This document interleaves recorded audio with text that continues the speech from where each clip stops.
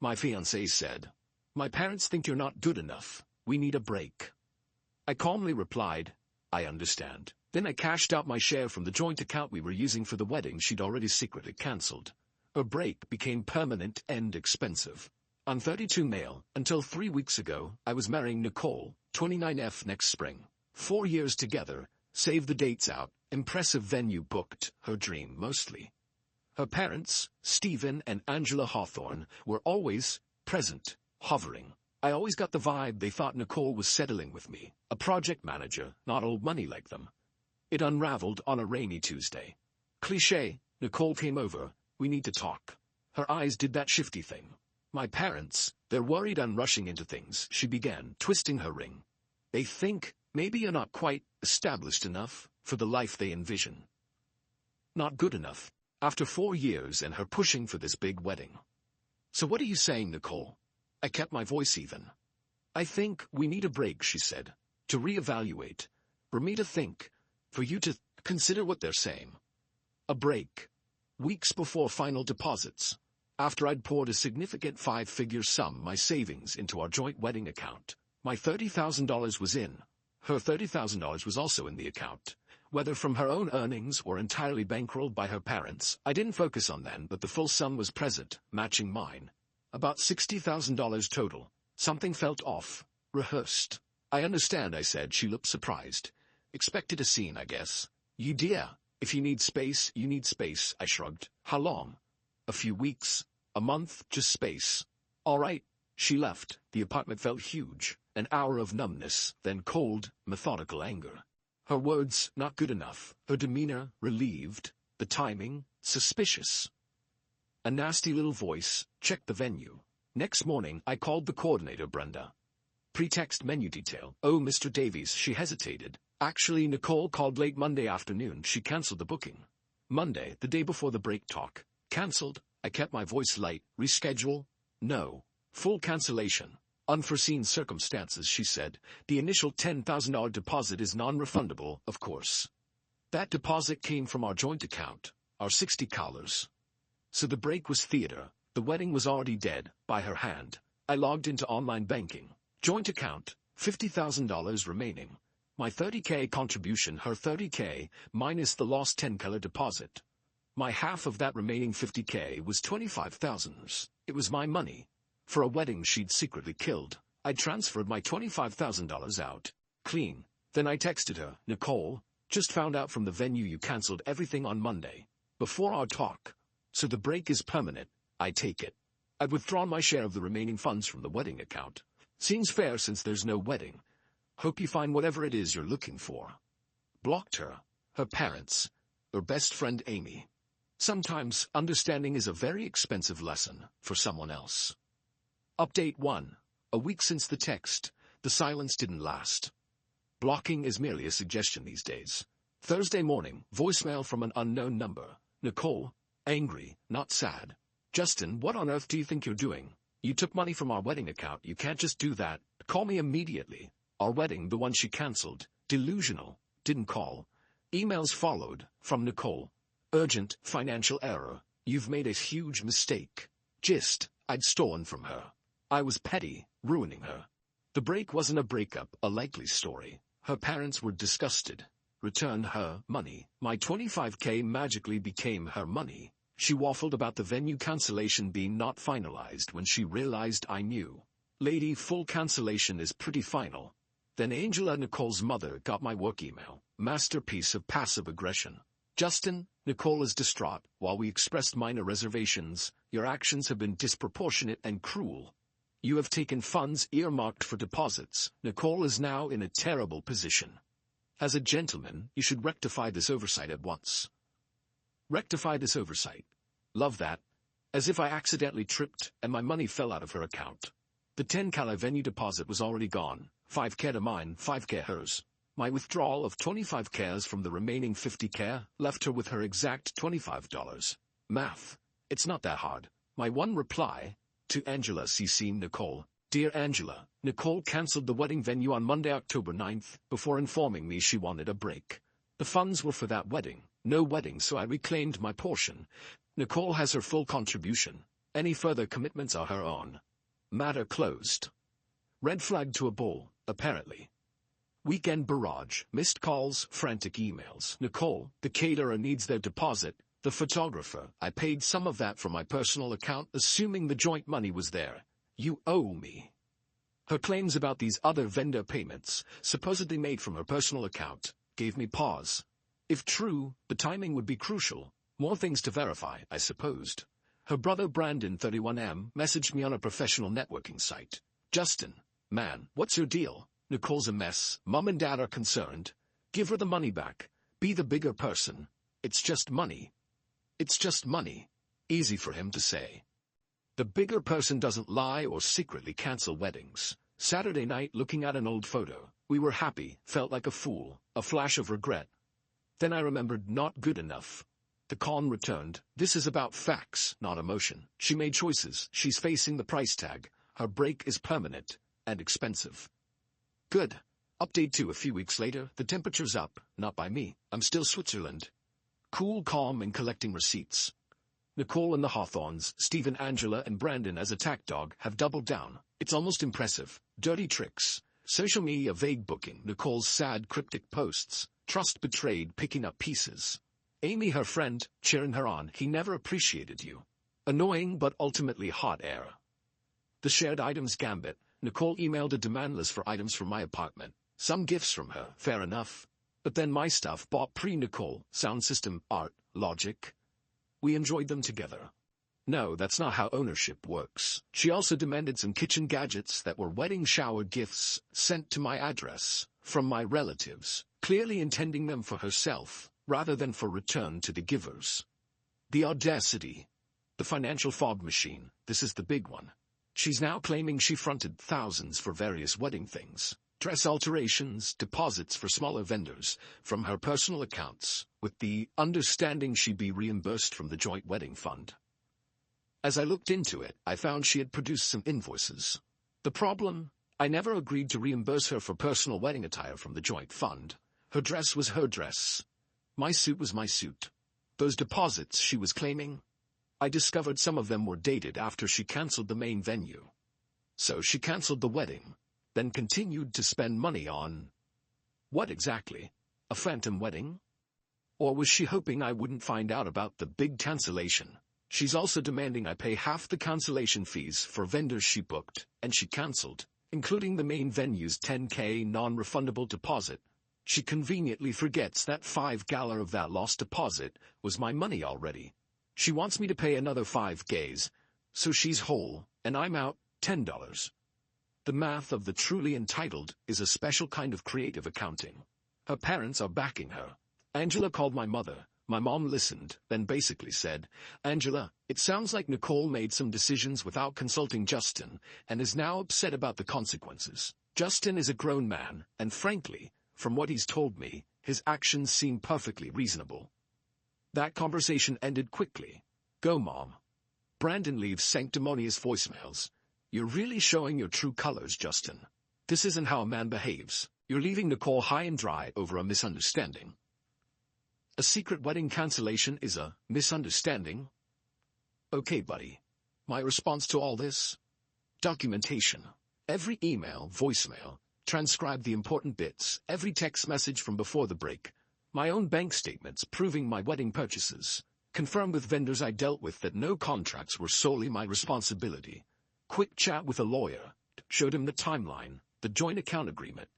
It was a simple one, thankfully, just stating funds for mutual wedding costs, proof of my contribution, and Nicole's venue cancellation confirmation. His take? I'm in the clear. The money I took was verifiably mine, intended for a purpose she unilaterally nullified. Her subsequent spending or cancellation fees are her problem. He said, she's trying to bully you. Don't let her. Good advice. The expensive part for Nicole is already happening. She's on the hook for several non-refundable deposits she paid after canceling the main venue, but before the break talk, thinking, I guess, that she could still salvage some of it or pin it on me. The photographer, the fancy cake lady, the string quartet she absolutely had to have for the non-existent ceremony. Those vendors want their cancellation fees, and they're looking at her, not me. I haven't been aggressive. I haven't slandered her, I've just stepped aside.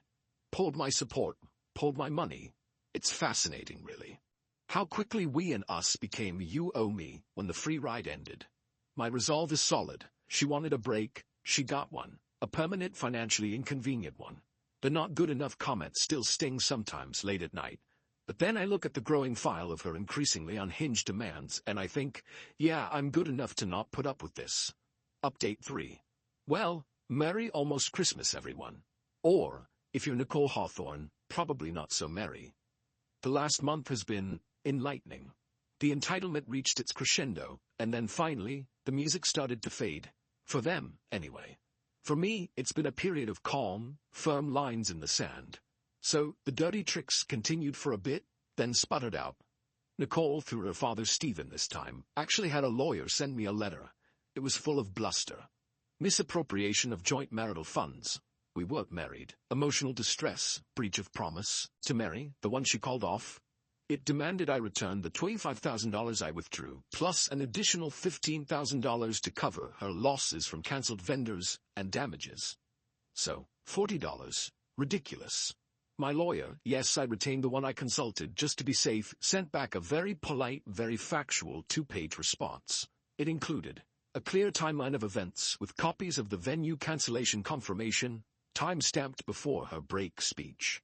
Bank statements showing my $30 deposit into the wedding account and my $25 withdrawal, leaving her precise initial investment intact after the venue's non-refundable deposit was paid from the total. A gentle reminder that any contracts with other vendors were entered into by Nicole, and any cancellation fees were her responsibility, especially those incurred after she'd already secretly cancelled the primary wedding arrangement. A firm statement that there was no legal basis for her claims, and any further attempts to pursue this would be met with a counterclaim for harassment. We never heard from their lawyer again.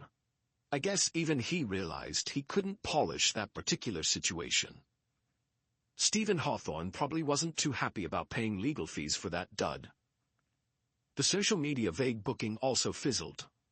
I think some of her friends, maybe even Amy, started to piece things together or just got bored of the drama. When your sob story doesn't result in cash, people lose interest. Then came the final, somewhat pathetic confrontations. Nicole managed to get me on the phone, unblocked her for a day out of a weird sense of curiosity. Big mistake. Or maybe not. It was clarifying. Justin, you've ruined everything, she wailed. No preamble, just straight to the victim act. I'm in so much debt, those vendors are hounding me. My parents are furious. This is all your fault. My fault, Nicole? I kept my voice level. Who cancelled the wedding venue secretly? I was under pressure. My parents, I was confused. But you didn't have to be so vindictive, so cruel, taking all that money. It was my money, Nicole, my share. For a wedding you decided wasn't happening. What did you expect me to do? Let you spend it on your solo life? But the deposits, the commitments, a real man would have covered those for me, to be a gentleman. There it was again. The gentleman card. A real man, I said, wouldn't have been lied to and manipulated. A gentleman, by your definition, sounds like a doormat with a bank account, Nicole. And I'm not that. She started crying then, or making crying noises. You don't understand how much this has cost me. Oh, I think I do, I said. It's cost you exactly what your choices have incurred. That's called responsibility. Then I said, I hope you figure things out, Nicole. Goodbye.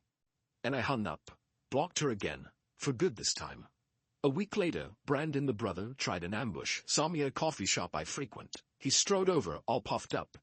Justin, we need to talk about what you've done to my sister. Brandon, I said, not even looking up from my laptop.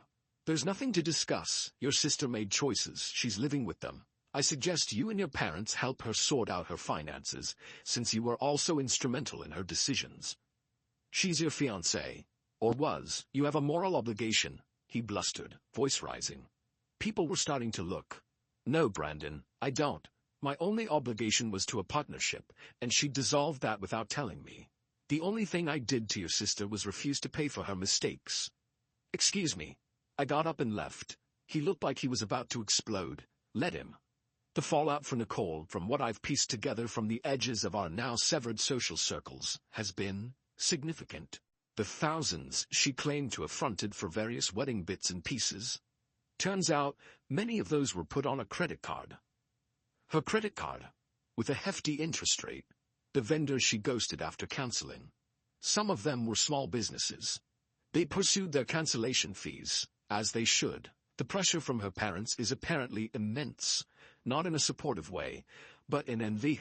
Angela is mortified by this public failure, and Stephen hates wasting money kind of way. They're probably helping her financially, but I guarantee it comes with a lifetime supply of, "I told you so, and how could you be so foolish?" Her grand vision of a perfect wedding, likely bankrolled by a combination of my savings and her parents' desire for status, imploded. And she's left holding the bag for all the pieces she tried to keep juggling after she'd already dropped the main one. I did get one final, unexpected email. From Amy, Nicole's best friend.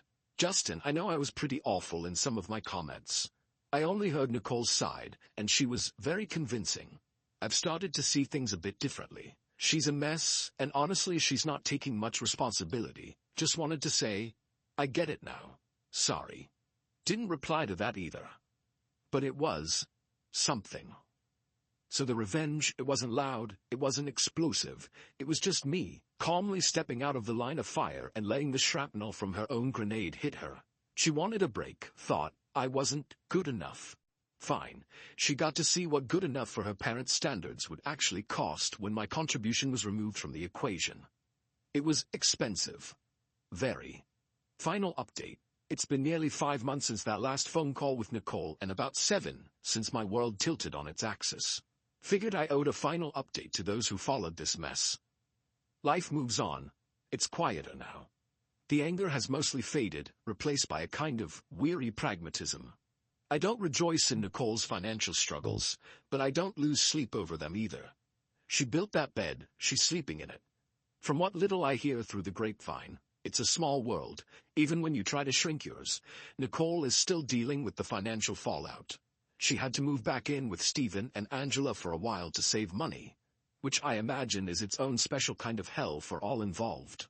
The dream wedding debt is apparently a sore subject.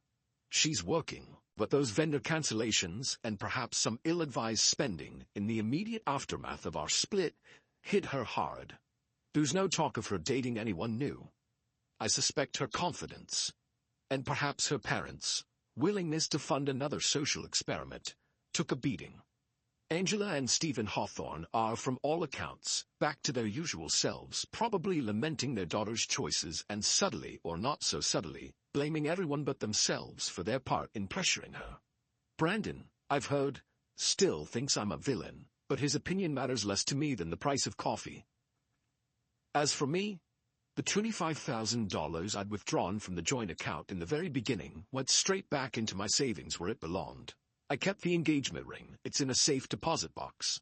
Maybe one day I'll sell it, or maybe it'll just be a very expensive reminder. Haven't decided. The not good enough line still echoes sometimes, usually when I'm tired or a sad song comes on the radio. It's a scar, I guess. It made me reevaluate a few things, made me more cautious.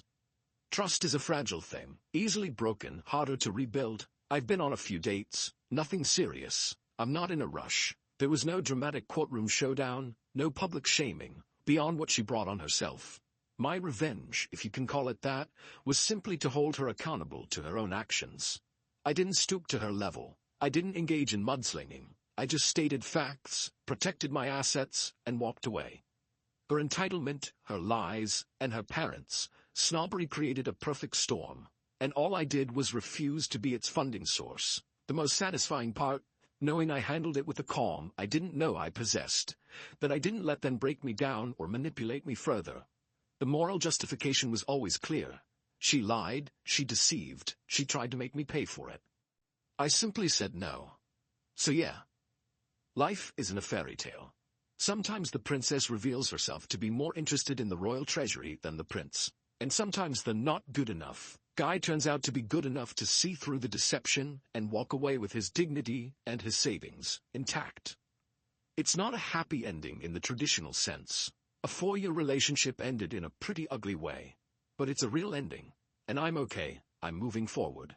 That in itself feels like a victory. Thanks for listening.